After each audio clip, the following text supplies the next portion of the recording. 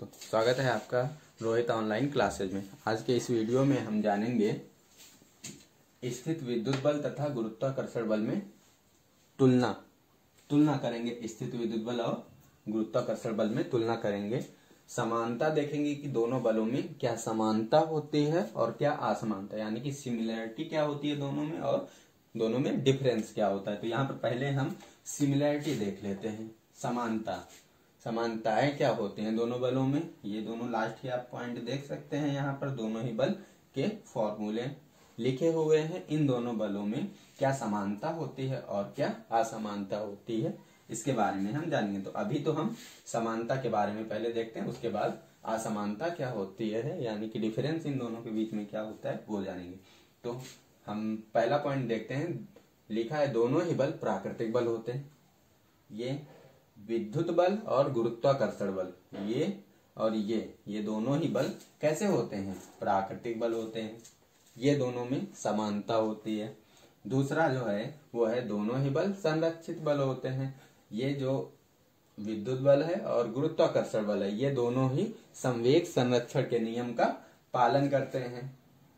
संवेग संरक्षण के नियम का भी पालन करते हैं। ये भी इन दोनों में सिमिलैरिटी होती है। और जो तीसरा पॉइंट है वो है हमारा दोनों ही बल व्युत्क्रम के नियम का पालन करते हैं।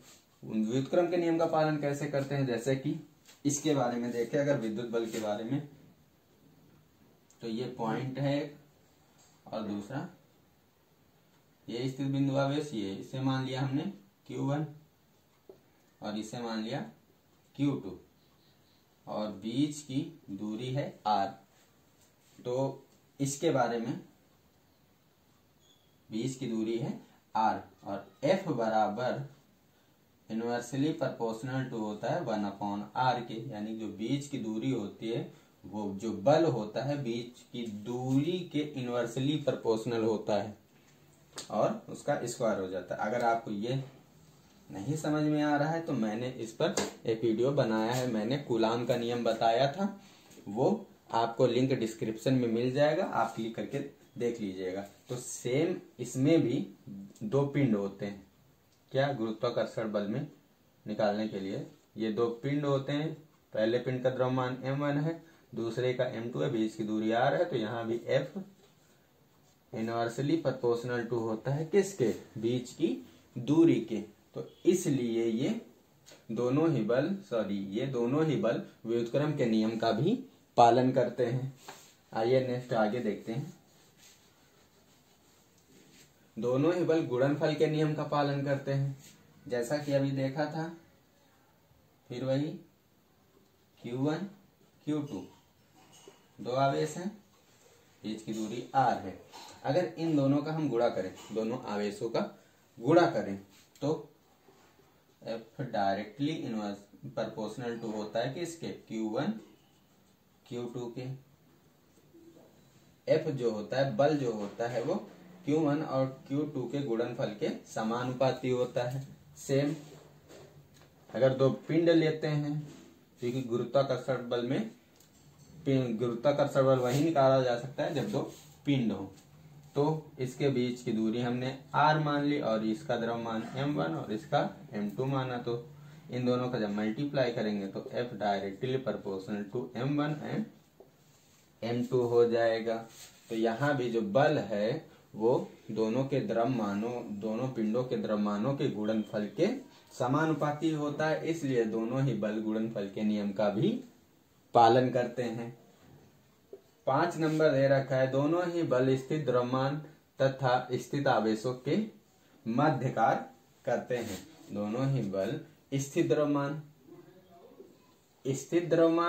और स्थित आवेश, इन दोनों के मध्य। स्थित आवेश की बात कही गई है वो विद्युत बल के लिए कही गई है, और स्थित द्रव्यमान की बात कही गई है वो गुरुत्वाकर्षण बल के लिए कही गई है। दोनों ही बल स्थित द्रव्यमान और स्थित आवेश के मध्य कार्य करते हैं। ये दो आवेश हैं, ये दोनों आवेश स्थित होंगे। इसी के मध्य यानी कि बीच में जो फोर्स लगेगा, इन दोनों के बीच में ये फोर्स काम करेगा।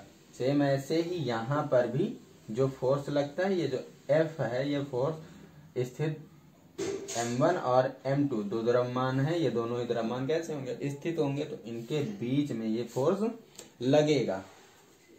तो इससे पता चलता है कि दोनों ही बल स्थित द्रव्यमान तथा स्थित आवेशों के मध्य कार्य करते हैं। ये तो हुई समानताएं। अभी हम असमानताएं देखते हैं। तो असमानताएं क्या होती हैं, चलिए वो देखते हैं। चलिए असमानताएं देखते हैं। स्थित विद्युत बल तथा गुरुत्वाकर्षण बल में क्या अब असमानता है, समानता तो पढ़ लिया, अब असमानताओं की बारी आती है। तो असमानता यानी कि क्या डिफरेंस होता है।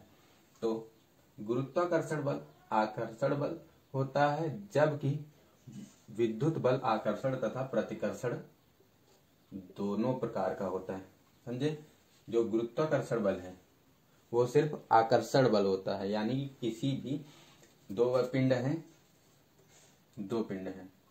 तो इनके बीच, इसका द्रव्यमान M1 और इसका M2, तो इनके बीच जो फोर्स लगेगा वो कैसा लगेगा, आकर्षण बल, अट्रैक्टिव फोर्स लगेगा।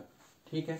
और ये जो विद्युत बल होता है, विद्युत बल की बात करें, ये Q1 और ये Q2, तो इनके बीच में जो फोर्स लगता है F, वो हमारा आकर्षण भी हो सकता है और प्रतिकर्षण भी हो सकता है। ये दोनों प्रकार का होता है विद्युत बल। और गुरुत्वाकर्षण बल एक ही प्रकार का होता है, सिर्फ कैसा, आकर्षण बल।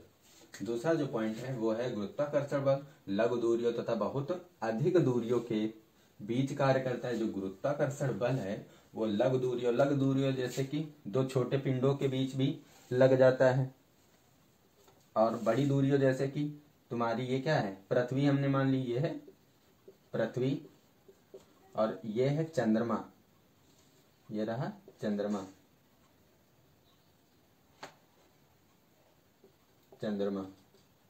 ये हमने दो माने पिंड, पृथ्वी और चंद्रमा।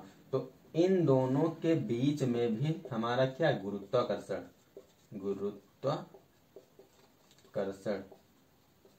बल कार्य करेगा। बड़े बड़े पिंडों के बीच भी गुरुत्वाकर्षण बल कार्य करता है, लेकिन यहाँ पर हमारा जो विद्युत बल है, यहाँ पर हमारा विद्युत बल कार्य नहीं करता है, क्योंकि ये सिर्फ छोटी दूरियों के लिए कार्य करता है, सिर्फ बिंदु आवेशों के लिए कार्य करता है, बड़ी दूरियों के लिए नहीं। लेकिन गुरुत्वाकर्षण बल बड़ी दूरियों और छोटी दूरियों दोनों के लिए कार्य करता है। तो ये दोनों में अंतर है। और ये पहला जो गुरुत्वाकर्षण बल, इसमें गुरुत्वाकर्षण में फोर्स सिर्फ अट्रैक्टिव फोर्स लगता है, आकर्षण बल लगता है, और इसमें विद्युत बल में दोनों ही फोर्स कार्य करते हैं। तो तीसरा जो है वो है कूलाम का नियम केवल बिंदु आवेशों के मध्य कार्य करता है, जबकि गुरुत्वाकर्षण का नियम बिंदु द्रव्यमानों के साथ साथ बड़े आकार के द्रव्यमानों पर भी कार्य करता है। जो कि अभी बताया कि जो कूलाम का नियम है, कूलाम का नियम क्या होता है, F, अभी जो वही फॉर्मूला लिखा था ये होता है ना, F = Q K Q1 Q2 upon R², ये होता है कूलाम का नियम।